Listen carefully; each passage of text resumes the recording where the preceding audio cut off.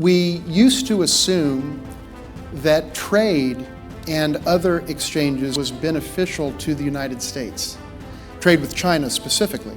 Mutual dependence between the United States and China was actually a good thing because it made conflict less likely.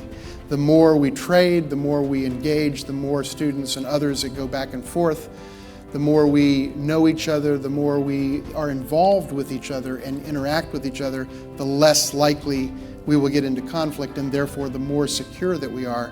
And now it seems that the United States is operating on a very different mindset, a different assumption, and that is the assumption that the more engagement, the worse for the United States. That relying unduly on China creates vulnerability for the United States, and thus it has led to these efforts coming out of Washington and the rhetoric which talks about decoupling and so forth and so on. We used to believe that the United States and China could relate to each other in ways that generate mutual benefit. And now, very sadly, we see that, unfortunately, the United States is to a much larger degree looking at the US-China relationship through the lens of a zero-sum mentality.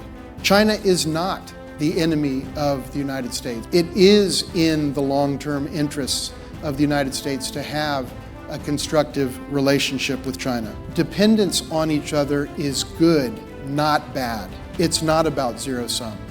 We can work together, and we must work together on certain issues despite major differences between our countries that do exist and will continue to exist, because it is in the interest of both countries to work together and to solve problems that neither country nor any other country are powerful enough to solve on their own.